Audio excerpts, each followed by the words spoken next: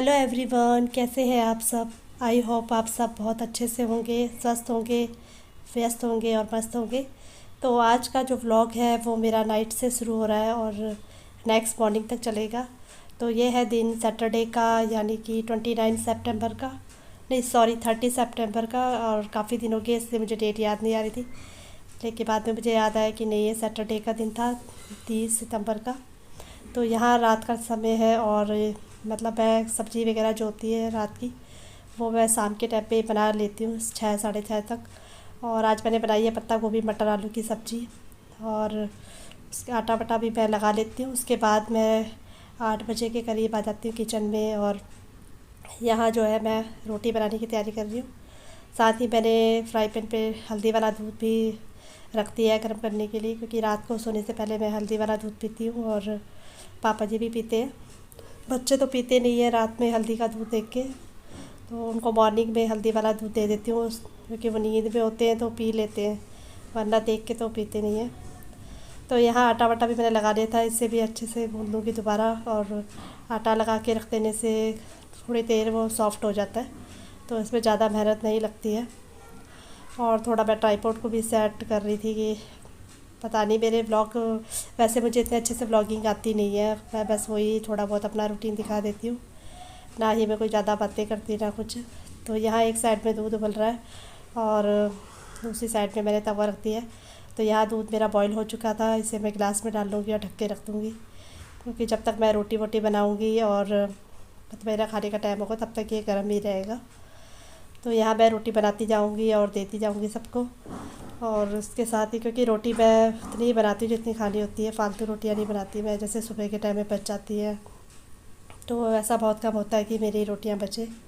आटा मुझे तो हमेशा ही थोड़ा ज़्यादा गूँधना होता है, क्योंकि बच्चों का कोई पता नहीं है, कभी तो वो खा लेते हैं सही से, मतलब खाना ठीक से खाते हैं, और कभी उनकी सब्ज़ी मतलब उन्हें पसंद नहीं आती तो वो कम ही खाते हैं। तो इसी हिसाब से मैं आटा लगा के रखती हूँ, आटा मेरा बच भी जाता है। तो यहाँ फटाफट से मैं रोटियाँ बेल लूँगी और इन्हें सेक लूँगी। तो आज मैं मतलब प्लेन सिंपल से परांठे बना रही हूँ, कोई ज़्यादा ख़ास वैसे नहीं बना रही, क्योंकि घी फिनिश हो चुका था, तो मैंने कहा आज मैं रिफाइंड लगा लेती हूँ रोटियों में, तो बच्चे से खा लेंगे। तो चलिए आप व्लॉग में बने रहिए और इसको एंजॉय कीजिए।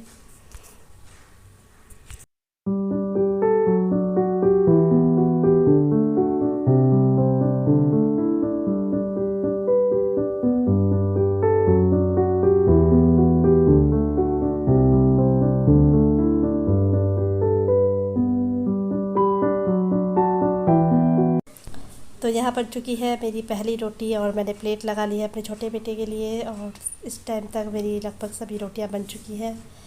और उसके बाद मुझे वही जो काउंटर टॉप वगैरह होता है उसे साफ़ करना है, ये मेरा रोज़ का काम है। और ये मतलब गैस वगैरह तो ये ऐसा है कि दिन में 3 4 बार साफ़ करना ही पड़ता है, जितनी बार यहाँ पे खाना बनता है, चाय वगैरह बनती है।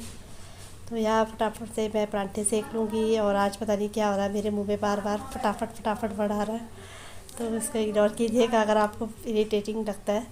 तो यहाँ सारी रोटियाँ बन चुकी है, तो अब इसको मैं साफ़ कर लूँगी गैस को, और यहाँ रोटियों को ढक के रख दूँगी। और खाना खाने से पहले मैं अपना किचन वगैरह सारा क्लीन कर लेती हूँ। और साथ ही जो बर्तन वगैरह हो जाते हैं, बड़े बर्तन होते हैं जैसे जिस पे सब्ज़ी बनाई है, वो उन सभी को मैं धो लेती हूँ। तो यहाँ मैंने कपड़े को धो लिया है, रात को बस मैं जस्ट वाइप अप करती हूँ, ज़्यादा सर्फ वगैरह से साफ़ नहीं करती। तो यह गीला कपड़ा ले लिया और इससे मैं स्टाइल्स वगैरह जो भी है इन्हें साफ़ कर लूँगी। और अभी करीब 8:20 का टाइम हो रहा होगा। तो ये टाइलें तो मुझे रोज़ ही साफ़ करनी पड़ती है, क्योंकि इन्हें साफ़ ना किया जाए तो इनमें चिकनाहट सी हो जाती है, और रेगुलर साफ़ करते रहते तो ये साफ़ रहती है। इस टाइम चूल्हा काफ़ी गर्म था, तो इस टाइम जब चूल्हा गर्म होता है मतलब गैस, तो उस टाइम पे ये बहुत अच्छे से साफ़ हो जाता है। थोड़ी देर बाद इसको साफ़ करते तो इतना अच्छे से क्लीन नहीं होता है।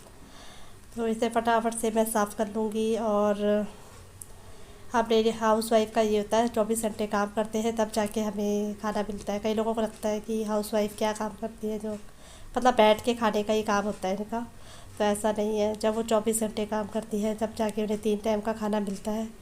आप अपने घर मतलब किसी के घर जाइए, या अपने ही घर में देख लीजिए, या अपने मायके जाइए, एक दिन आपकी मेहमान नवाजी होगी, 2 दिन होगी, ज़्यादा से ज़्यादा 10 15 दिन होगी, या 1 महीने तक होगी। उसके बाद आपको भी लगने लगेगा कि यार मैं बैठ बैठ के खा रही हूँ, तो मतलब थोड़ा सा ऐसा फील होने लगता है। तो वही होता है कि कोई नहीं आपको बैठ के खिलाता जब तक कि आप काम नहीं कर रहे हैं। हाउसवाइफ भी जब तक काम कर रही है तो उसे खाना मिलता है, सब कुछ मतलब होता है। अगर वो अपने मतलब उसका मन ना हो करने का, वो लेट जाए तो घर वाले भी टोकने लगते हैं। मैं यही कहूँगी कि हाउसवाइफ भी नौकरी करती है एक तरीके से। हाँ, उसकी नौकरी होती है किसी को दिखती नहीं है और उसके काम की कोई वैल्यू भी नहीं होती है। हाँ, अब लोग करने लग गए हैं काफ़ी, टीवी वगैरह में भी दिखाते हैं कि मदर्स वगैरह पे मतलब बिना पेमेंट के जॉब करती हैं। कई ऐसी मोटिवेशनल स्टोरियाँ जो होती हैं आती रहती है यूट्यूब पे, मीडिया पे, टीवी में। तो वो खाली वहीं तक सीमित होती हैं, वहाँ देखते हैं तो इमोशनल हो जाते हैं, लेकिन जब रियल लाइफ में बात आती है तो मुझे नहीं लगता कोई हाउसवाइफ की कदर करता होगा। और यहाँ तक कि जो लोग वर्किंग है, मतलब जो औरतें वर्किंग वुमेन हैं, वो भी थोड़ा सा हाउसवाइफ वाली जो घर में रहने वाली औरतें होती हैं उनको थोड़ा सा एक मतलब ताना सा मार ही देती है कि तुम तो घर में रहते हो, तुम्हारा तो हो भी जाता होगा, हमें तो बाहर का भी देखना होता है, घर का भी।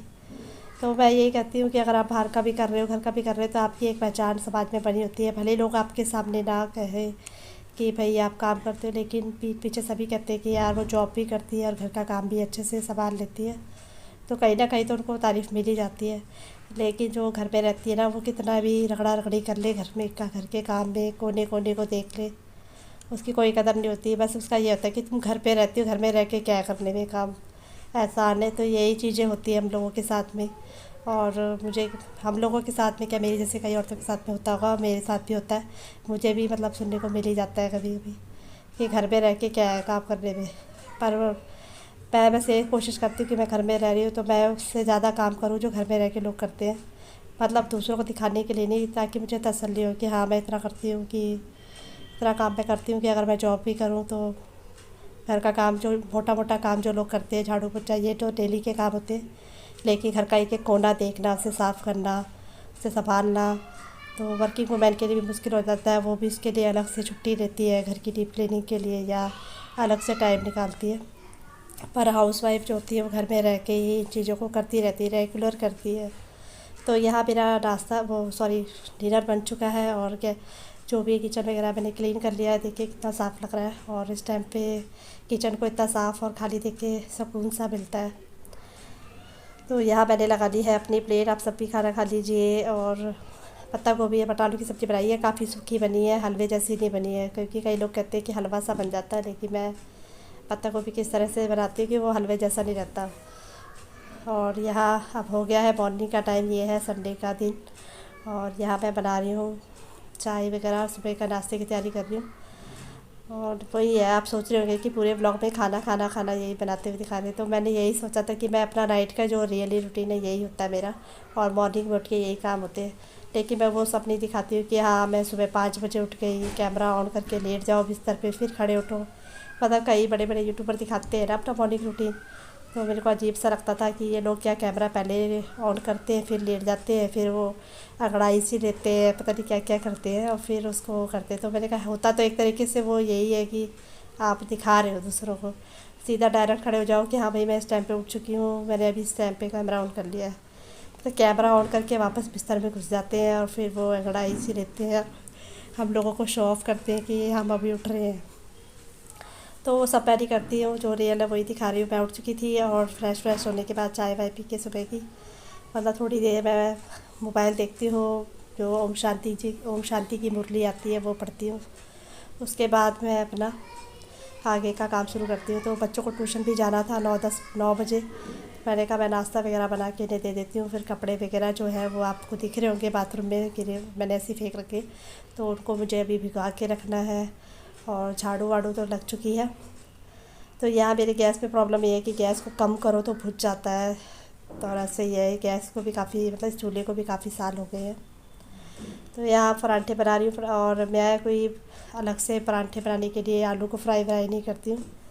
पराठे अच्छे बने इसका तो सिर्फ एक ही तरीका है कि पराठों के लिए आटा जो है बिल्कुल ढीला गूँधना चाहिए, क्योंकि जितना ज़्यादा आटा ढीला होता है तो उसके अंदर जब हम आलू की स्टफिंग भरते हैं तो वो इजीली उसके अंदर फैल लेती है। जब हम उसे बेलते हैं तो वो इजीली जो है फैल जाता है आलू उसके अंदर। और पूरियों के लिए आटा जो होता है बिल्कुल टाइट होना चाहिए, उसकी पूरियाँ काफ़ी अच्छी बनती है। तो बस यही दो चीज़ें हैं जो मैं फ़ॉलो करती हूँ, और पराठे का सच में काफ़ी अच्छे बनते हैं, ऐसा नहीं है कि ये बनते। और जो होती है काम करते करते इन सब चीज़ों में परफेक्ट हो जाती है। जब हम छोटे होते थे मतलब यही 9वीं 10वीं क्लास में तो हम ऐसे पराठे बनाते थे, बनते ही नहीं थे, फट जाते थे या बहुत सी चीज़ें होती थी। उस टाइम इन चीज़ों के बारे में जानकारी नहीं थी कि आटा टाइट गूँधा है कि ढीला गूँधा है। तब लेकिन समय के साथ साथ काम करते रहते तो हर चीज़ की प्रैक्टिस और अनुभव हो जाता है, वही चीज़ है। तभी तो हमारी दादियाँ और जो माँ होती है वो एकदम परफेक्ट होती है खाना बनाने में। और यहाँ पराठे बनते जाएंगे, बच्चों को दूंगी पहले क्योंकि वो नहा धो चुके हैं, उसके बाद उन्हें ट्यूशन जाना है, किसी को अपनी स्टडी करनी है। लाइफ कैसे हो जाती है पता ही चलता है। कल तक बच्चों के बिना एक बार टाइम 1 मिनट भी हम रह नहीं पाते हैं, मतलब हर चीज़ उनके साथ होती है, खाना पीना उनके साथ, उनको नहलाना धुलाना। लेकिन जैसे जैसे बड़े होते जाते हैं तो बच्चे हमसे थोड़ा सा दूर से हो जाते हैं, ऐसा लगता है मुझे। और 17-18 साल की उम्र तक तो मुझे लगता है वो हमसे बात भी नहीं करेंगे इतनी, लेकिन फिर भी मैं अपने बच्चों से बात करती रहती हूँ, पूछती रहती हूँ। लेकिन वही है, आजकल का ज़माना ही ऐसा है, इसमें बच्चों को किसी को क्या दोष देना। मोबाइल आ गए हैं अलग से, मतलब बहुत सी चीज़ें हो गई हैं जहाँ वो अपना टाइम स्पेंड करते हैं और बस वही है, उनका दिनचर्या ऐसे कट जाती है। लेकिन मैं सोचती जब तक बच्चे छोटे थे ना, वही चीज़ वही लाइफ सबसे अच्छी थी, क्योंकि हम अपने बच्चे की हर एक मूवमेंट पे ध्यान रखते थे। अब तो बच्चे ट्यूशन जा रहे हैं, स्कूल जा रहे हैं, तो जब तक घर में है तो हमारी निगरानी में है, लेकिन जब वो स्कूल या ट्यूशन जा रहे हैं वैसे तो हम ध्यान ही रखते ही हैं, लेकिन कुछ पता नहीं है क्या कर रहे हैं क्या नहीं कर रहे हैं। तो ये सब की लाइफ में होता है और धीरे धीरे ऐसा लगता है कि इसी को ही कहते हैं कि बुढ़ापा आना शुरू हो गया है। मतलब वो वाला बुढ़ापा नहीं, शारीरिक वाला, मतलब एक हो जाता है ना, थोड़ा सा एज गैप हो जाता है बच्चों के बीच और हमारे बीच में।